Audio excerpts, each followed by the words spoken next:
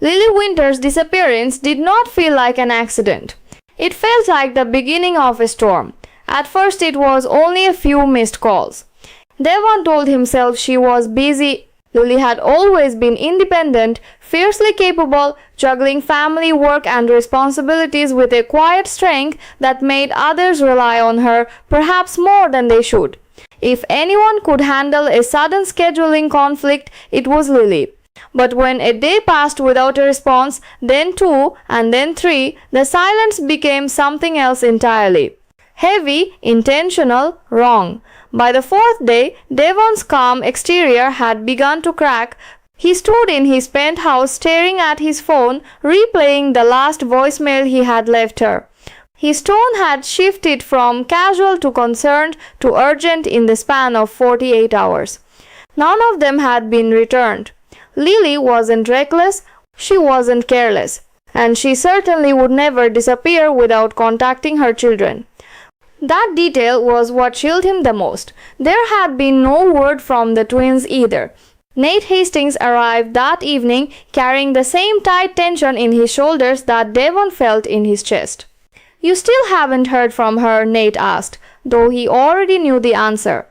Devon shook his head slowly. "Nothing. Calls go straight to voicemail. Texts aren't even marked as read." Nate exhaled sharply. "That's not Lily." "No," Devon agreed quietly. "It's not." The two men exchanged a look that spoke volumes. Concern had shifted into suspicion. Someone had done something. The question was who.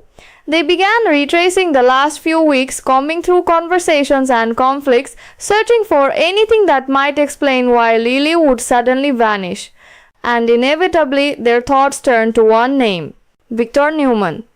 Victor had been fighting to regain control of Newman Enterprises with a desperation that bordered on ruthless. For decades he had ruled his empire with an iron will, bending rivals and allies alike to serve his vision.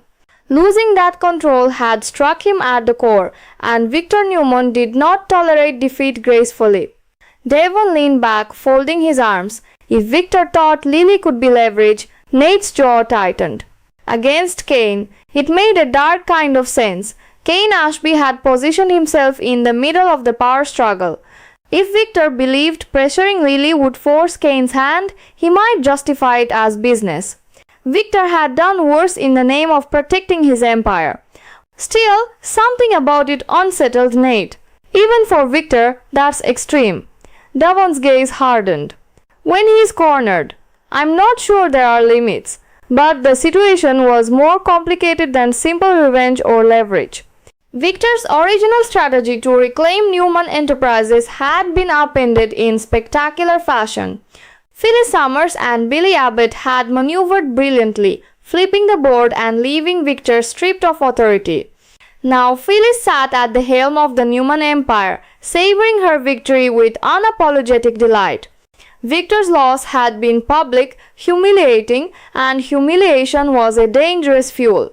At Newman Ranch, Nikki Newman felt it. She watched her husband move through the house with deliberate calm, but she recognized the storm beneath. Victor was quieter than usual, his thoughts locked behind a carefully constructed wall. When he stood by the window overlooking the grounds, hands clasped behind his back, Nikki knew he was calculating. He always calculated. "Victor," she said gently one evening, approaching him, "you can't let this consume you."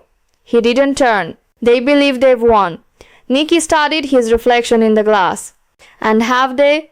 A faint smile tugged at his lips, though it didn't reach his eyes. Temporary victories often create overconfidence. Nikki stepped closer. "Just promise me you won't do anything that hurts innocent people." Victor finally faced her. His expression was unreadable. "I will do what is necessary," he said quietly. That answer did nothing to ease her fears. Meanwhile, Kane Ashby found himself walking a tightrope stretched over corporate fire. Victor had made his expectations clear, convinced Phyllis to relinquish control and restore the company to its rightful leadership. It was an enormous task. Phyllis wasn't just enjoying her new power, she was thriving in it. For years she had fought for respect and influence. Now she had both, and she wasn't about to surrender them. Kane devised a strategy built around Daniel Romalotti Jr. If anyone could appeal to Phyllis emotionally, it was her son.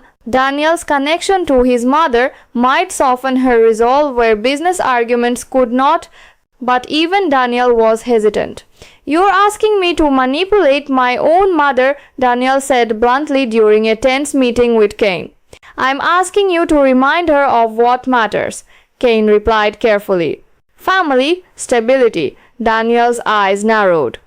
"And whose stability are we really talking about?" Kane didn't answer immediately. The truth was layered. Victor's future, the company's future, Lily's safety, because as the days passed, Kane had begun to fear that Lily's disappearance was not unrelated to the corporate war unfolding around them.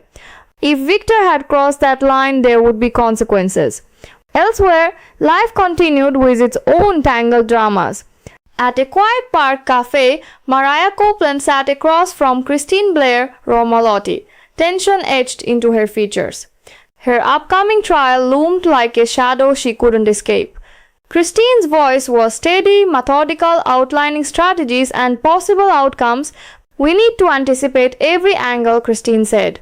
"The prosecution will push hard," Mariah nodded, though her thoughts felt scattered. The conversation halted when Abby Winters approached the cafe with Dominic in her arms. Time seemed to freeze. Mariah's breath caught as she saw the little boy. Dominic's innocent curiosity contrasted painfully with the complicated history that bound them all together. Memories surged, moments of closeness, conflict, love, and betrayal tangled beyond easy repair. "Hi," Mariah said softly. Abby's posture stiffened immediately. Protective instincts flared like armor snapping into place. "Maria," the air between them grew taut.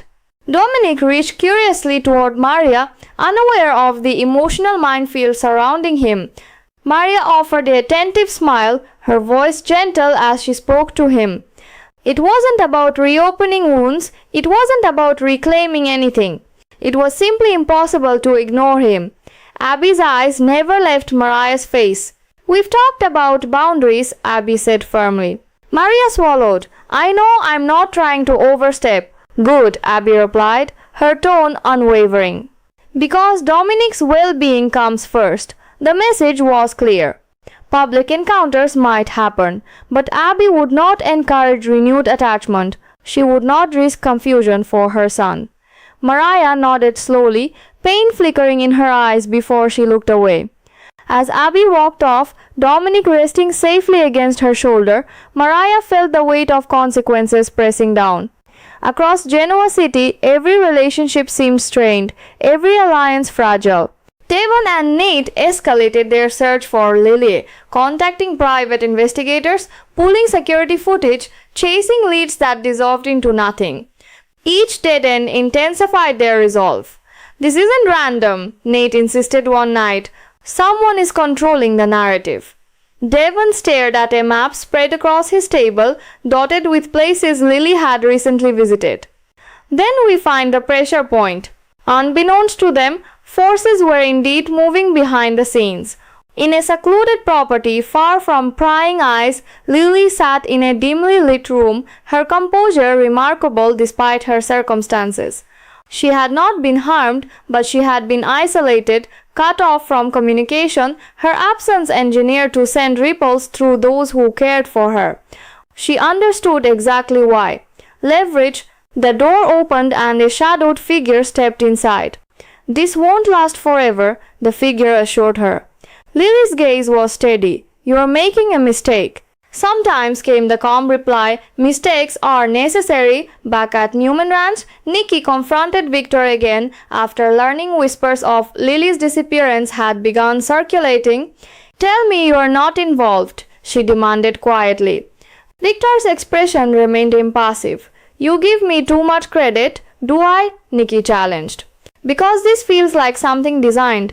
Victor's silence was answer enough to unsettle her. The power struggle at Newman Enterprises intensified. Phyllis fortified her position, issuing bold directives, reshaping leadership structures, proving she could command authority just as effectively as any Newman. Billy stood by her side, amused by the chaos they had unleashed. "This is better than I imagined," he admitted one evening. Phyllis smirked. "Power looks good on me," but even she felt the undercurrent of danger, because when Victor Newman was quiet, he was never defeated. Kane pressed Daniel harder, desperation creeping into his strategy. "If Lily is connected to this, we don't have time." Daniel's face paled. "You really think he'd go that far?" "I think," Kane said slowly, "that we can't afford to assume he wouldn't." As days turned into a week, the city felt poised on the brink. Devon received a message late one night. No number, no signature, just coordinates. His pulse pounded as he showed Nate. "It's something," Nate said. "It's a trap," Devon replied. "Maybe, but it's the first real lead we've had." Without hesitation, they prepared to follow it. Across town, Victor stood alone in his study, staring at a chessboard mid-game.